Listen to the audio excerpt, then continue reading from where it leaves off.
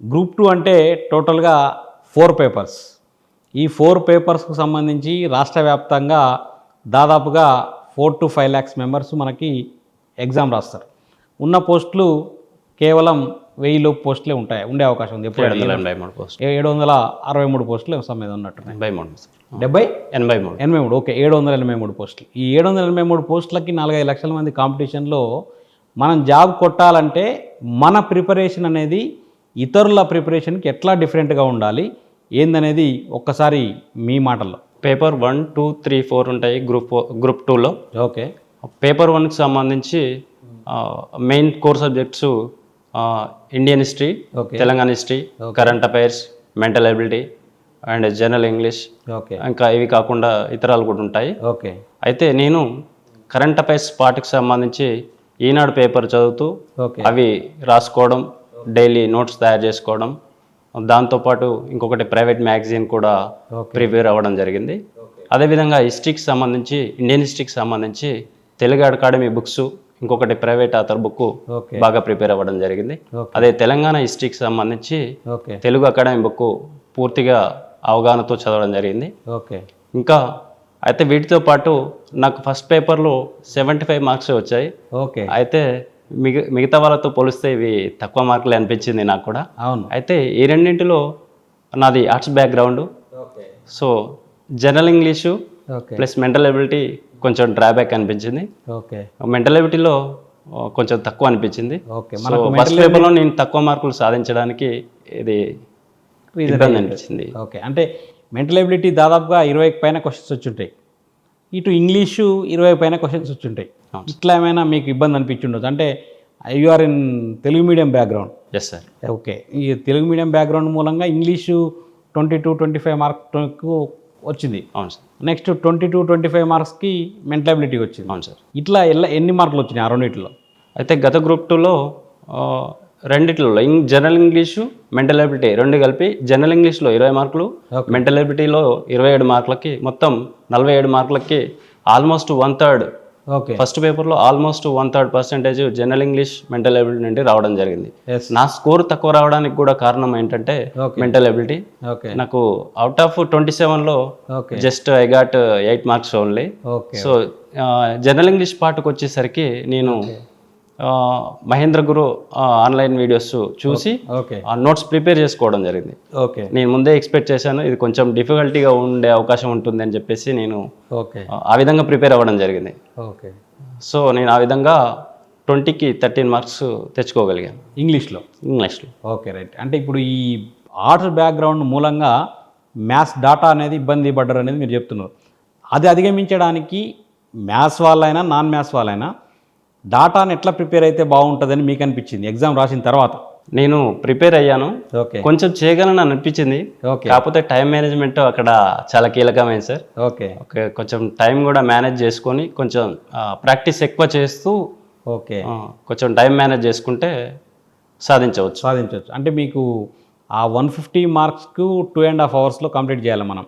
Maths చేసే time కల్లా మీకు టైం సరిపోలే. ఓకే. అంటే టైం మేనేజ్మెంట్ అనేది కొంచెం, అంటే అభ్యర్థులు పాటించాల్సింది మెయిన్గా నాన్ మ్యాథ్స్ అభ్యర్థులు టైం పాటించాలి, డైలీ ప్రాక్టీస్ చేస్తూ ఉండాలి. ఏదైతే మనకు మెంటల్ ఎబిలిటీలో టాపిక్స్ ఉన్నాయో అవన్నీ. అంటే మనం గమనిస్తే లాస్ట్ జరిగిన 3 గ్రూప్ 1 ప్రిలిమ్స్లలో, గ్రూప్ 2 పేపర్లో కూడా డాటా అనేది కొంచెం డెప్త్గా వెళ్ళి క్వశ్చన్స్ ఇవ్వడం జరుగుతుంది. అంటే either bar graphs or pie charts, తర్వాత ఐదర్ డాటా ఓరియంటెడ్ సంబంధించిన అంటే టేబుల్స్ సంబంధించిన క్వశ్చన్స్, ఇటు మిగతా పాచికలకు సంబంధించిన క్వశ్చన్స్, ఇట్లా అసర్షన్ రీజనింగ్ సంబంధించిన క్వశ్చన్స్ ఇట్లా ఎక్కువ వస్తున్నాయి. కాబట్టి ఈ డాటాకు సంబంధించి ప్రత్యేకించి మీ ప్రిపరేషన్ విధానంలో జరిగిన మైనస్లు ఏంటి, దాంట్లో నెక్స్ట్ వాళ్ళు ఎట్లా ఫాలో అయితే బాగుంటుంది దానికి సంబంధించి? డేటా ఇంటర్ప్రిటేషన్కి సంబంధించి కొంచెం అనలైజ్ చేసుకొని క్వశ్చన్ని క్షుణ్ణంగా చదువుకొని కొంచెం ఆన్సర్ చేస్తే బాగుంటుంది. ఓకే. ఈ ఫస్ట్ పేపర్కి సంబంధించి వెరీ గుడ్. అంటే మీరు కష్టపడ్డారు, బట్ ఈ డాటా వల్ల 75 మార్క్స్ ఆగిపోయారు. కొంత ఈ మ్యాథ్స్ బ్యాక్గ్రౌండ్ ఉన్న వాళ్ళు మిగతా వాళ్ళు చూస్తే 95, 100 ఇట్లా మనం సాధించిన వాళ్ళని చూసినాం. దానివల్ల మీరు స్టేట్లో 1-2 ర్యాంకులు అంటే టాప్ 10లో నుంచి కొంచెం వెనకపోవడానికి రీజన్ అయింది. రైట్. ఓకే, సరే. నెక్స్ట్ ఈ second paper, third paper, fourth paper ఈ మూడిట్లలో అంటే ఈ ఫస్ట్ జనరల్ స్టడీస్ అనేది ఒక ఓషన్ లాంటి సబ్జెక్టు, అది లెంత్ సిలబస్, వ్యాస్ సిలబస్. ఈ సెకండ్ పేపర్ అనేది ఎట్లా ప్రిపేర్ అవ్వాల్సిన అవసరం ఉంది? ఈ సెకండ్ పేపర్ కూడా స్కోరింగ్ పేపరు. ఎస్, నేను సెకండ్ పేపర్లో 150 మార్కులకు గాను 110 మార్కులు సాధించగలిగాను. గుడ్. అయితే అందులో పాలిటీ కానీ, Indian history and Telangana history part కానీ, సోషియాలజీ కానీ అన్నీ కూడా బ్యాలెన్స్డ్గా చేసుకొని ఓకే, నాకు మార్క్స్ కూడా అందులో 1-2 మార్క్స్ డిఫరెన్స్ తప్ప పెద్దగా డిఫరెన్స్ ఏం లేదు. అన్నీ ఒక బ్యాలెన్స్ చేసుకొని ప్రిపేర్ అవ్వగలిగాను. ఓకే, సో పాలిటిక్స్ సంబంధించి ఒక ప్రైవేట్ ఆథర్ బుక్ చదివాను. ఓకే, ఇంకా హిస్టరీకి సంబంధించి, ఇండియన్ హిస్టరీకి సంబంధించి ఓకే, తెలుగు అకాడమీ బుక్ మరియు ఇంకొకటి ప్రైవేట్ ఆథర్ బుక్ కూడా చాలా డెప్త్గా ప్రిపేర్ అయ్యాను. ఓకే, ఇంకా తెలంగాణ హిస్టరీకి సంబంధించి తెలుగు అకాడమీ బుక్ ప్రిపేర్ అయ్యాను. ఓకే, ఇంకా సోషియాలజీకి సంబంధించి ఒక తెలుగు అకాడమీ ప్లస్ ఒక ప్రైవేట్ ఆథర్ బుక్ కూడా ప్రిపేర్ అయ్యాను. సో ఇది నాకు ఓవరాల్ స్కోర్ పెరగడానికి సెకండ్ పేపర్ చాలా దోహదం చేసింది. సో 100+ గుడ్ మార్క్స్ నేను 110 మార్క్స్ సాధించగలిగాను. ఓకే, అది one of the top. So నాకు అకాడమిక్ బ్యాక్గ్రౌండ్ కూడా ఆర్ట్స్ బ్యాక్గ్రౌండ్ కాబట్టి ఓకే, నాకు కొంచెం అది కూడా హెల్ప్ఫుల్ అయిందని చెప్పవచ్చు. Okay, right. మీరు ఆర్ట్స్ క్యాండిడేట్ కాబట్టి ఇటు హిస్టరీ, పాలిటిక్స్, సోషియాలజీలో మంచి మార్కులు రావడానికి కారణమైంది. అవును సార్. రైట్. నెక్స్ట్ మనకి కొద్దిగా అంటే ఈ 4 పేపర్లో కొద్దిగా ఎక్కువ మనలో టెన్షన్ పడే పేపరు ఎకానమీ. ఈ ఎకానమీలో దీనికి మీ స్ట్రాటజీ ఏంది, ఎట్లా ప్రిపేర్ అయ్యారు, ఎన్ని మార్కులు వచ్చినాయి, ఇంకా మెరుగ్గా రావడానికి మీరు ఇచ్చే సూచనలు ఏంటి? సో ఓకే, నాకు థర్డ్ పేపర్ అంటే గతం నుంచి కూడా నాకు అకాడమిక్ బ్యాక్గ్రౌండ్ నుంచి కూడా చాలా చాలా అంటే చాలా ఇష్టం. ఓకే, ఓకే, గత గ్రూప్ 2లో కూడా నాకు 2016లో జరిగిన గ్రూప్ 2లో కూడా అవుట్ ఆఫ్ 150 130 మార్క్స్ సాధించగలిగాను. Very good. ఈ గ్రూప్ 2లో 150కి 100 మార్క్స్ సాధించగలిగాను. ఓకే, అయితే నేను దీనికి 2 డివైడ్గా చేసుకోవడం జరిగింది. ఓకే, డేటాకు సంబంధించి వేరు, ఓకే, కాన్సెప్ట్కి సంబంధించి ఒక ప్రైవేట్ ఆథర్ బుక్ ప్రిపేర్ అవ్వడం జరిగింది. దాంతోపాటు తెలుగు అకాడమీ కూడా రెఫర్ చేయడం జరిగింది. డేటాకు సంబంధించి గవర్నమెంట్ పాలసీస్, స్కీమ్స్, ప్రోగ్రామ్స్ వీటికి సంబంధించి రెగ్యులర్ కరెంట్ అఫైర్స్లో కవర్ అయ్యే వాటితో పాటు ఆ సర్వే, బడ్జెట్ వీటిపైన పూర్తి అవగాహనతో ప్రిపేర్ అవ్వడం జరిగింది. ఓకే, సో నేను ఈ విధంగా చేయడం వల్ల నాకు కాన్సెప్ట్లో ఎక్కువ మార్క్స్ తెచ్చుకోగలిగాను. ఎస్, అందువల్ల ఒక 100 మార్క్స్ తెచ్చుకోగలిగాను. Very good. అయితే ఇప్పుడు మీరు అన్నారు కరెంట్ అఫైర్స్ అని. కరెంట్ అఫైర్స్ స్పెషల్గా అంటే ఇది అన్ని సబ్జెక్ట్స్కి లింక్ అయి ఉన్న టాపిక్. అవును.